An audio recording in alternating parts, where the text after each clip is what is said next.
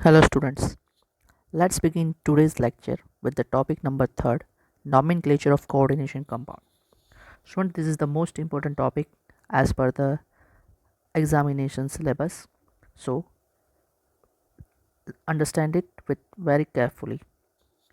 Nomenclature is important in coordination chemistry because of the need to have an unambiguous method of describing formula and writing systematic names. Particularly when dealing with isomers, the formula and the name adopted for coordination entities are based on the recommendation of International Union of Pure and Applied Chemistry.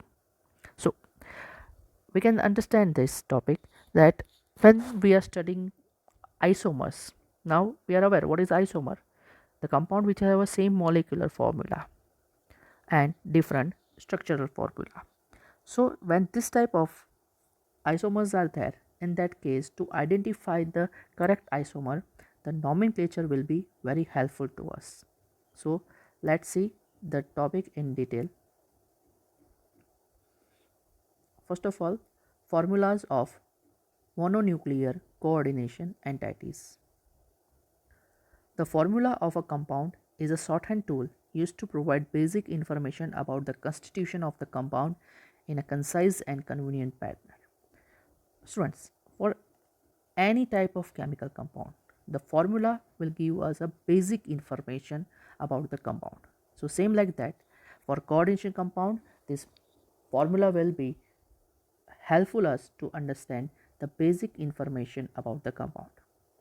Now, the formula is mononuclear coordination entities. That means the coordination entity have only one central atom.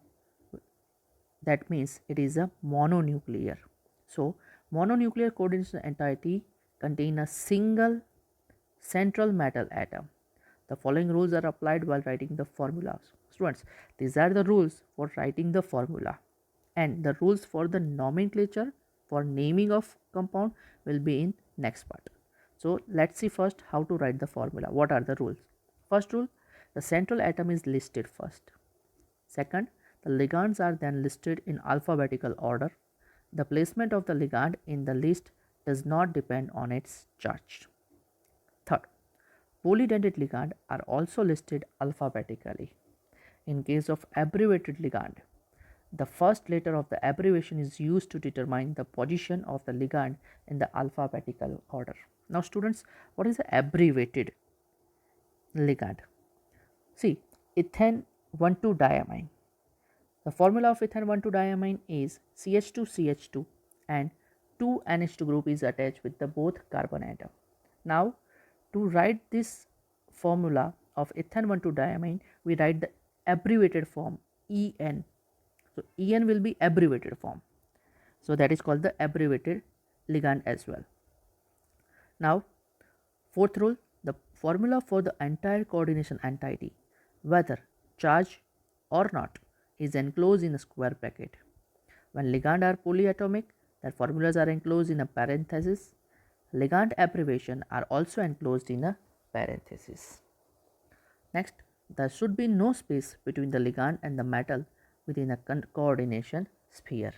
Here are some examples. Look here, the cobalt and cyanide. There is no space between the cobalt and cyanide. Chromium H2O, again no space between the chromium and H2O. So this is the thing that while writing the formula, there should be no space between the ligand and the metal within a coordination sphere.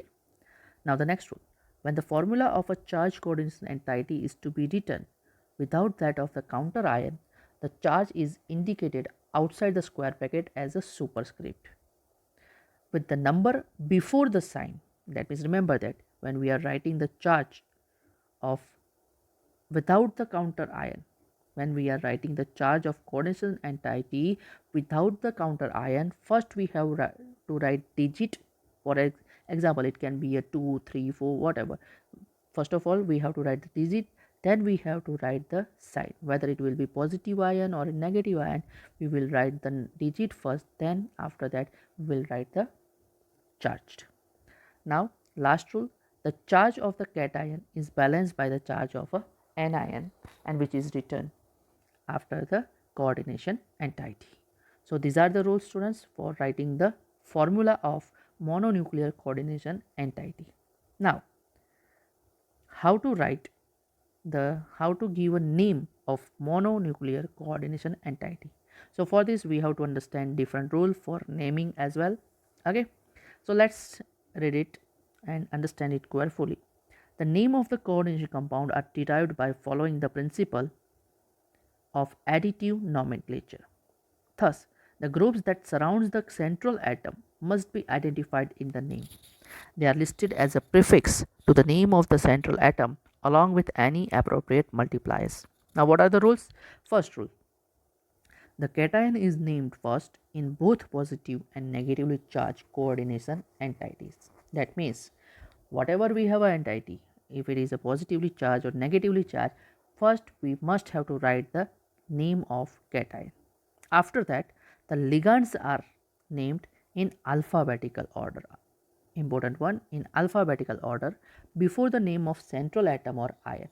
That means, while giving the name, while writing the name, we will first write the name of ligand according to alphabetical order, and after that we will write the name of cation. Okay. See, here we have some example: NiCl2 PPH3 twice. Okay, so the name is,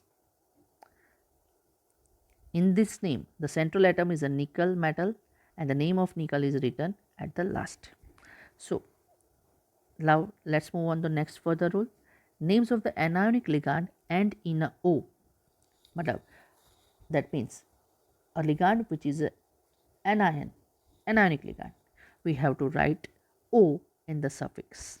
Like it's a chlorine, then we will write the chlorido, like that. Okay, so names of the anionic ligand ends in O. Those of the neutral and cationic ligand are the same except aqua for H2O, amine for NH3, carbonyl for CO, and nitrosyl for NO. Suppose the ligands are cation or neutral, then we will write the name same as it is. Okay, but for some ligands like H2O, we will write aqua. For NH3, we will write ammonia. For CO, we will write carbonyl, and NO, we will write nitrosyl. While writing the formula of coordination entity, these are enclosed in a brackets. Next rule, the prefix mono, di, tri, etc. are used to indicate the number of the individual ligands in the coordination entity. When the name of this ligand include a numerical prefix, then the term bis, tris, tetrakis are used to ligand to which they refer being placed in parentheses. Okay, so here we have one example.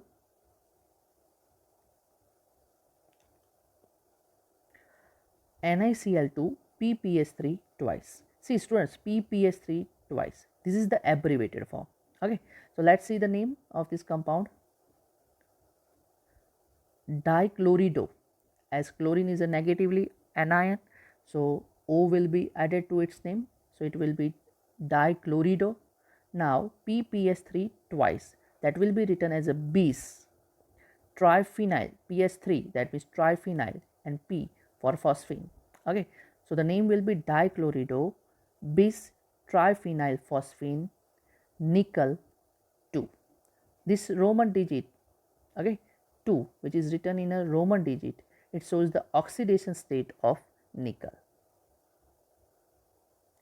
Oxidation state of the metal in cation and anion neutral coordination entity is indicated by Roman numeral in parenthesis. Now the last rule, if the complex ion, second last rule, if the complex ion is a cation, the metal is named same as the element. Okay, now for the complex ion is a cation, then in that case the central metal atom name will be written same as the element name. But suppose the complex ion is an anion, in that case the suffix "ate" is added after the name of metal ion. See the example here, COSCN4 2 minus, that means the complex compound is in the form of anion. So the central metal atom will be cobalt, so we will write the name cobalt as a cobaltate. That is the rule. For some metal, the Latin name are used as a complex anion. See, the Latin name of iron Fe is a ferrite. So in that case, at is already there. So if suppose there is a silver Ag, then Ag is Latin name of Ag is argentate. Okay, so these are the rules. Now the last rule, the neutral complex molecule is named similar to that of the complex cation. Now students, these are the whole rules for the naming of coordination, mononuclear coordination compounds. Here we have some examples. CrNH3 thrice H2O thrice Cl3 is named as, first of all, according to the rule, triamine, triaqua, chromium.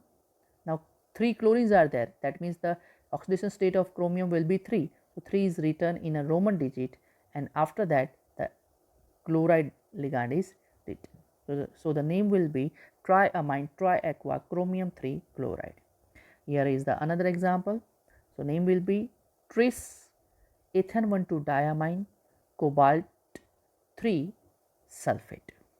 Okay, and AgNH3 twice, AgCN twice is named as ammonia. So diamine silver 1, dicyanido argentate 1.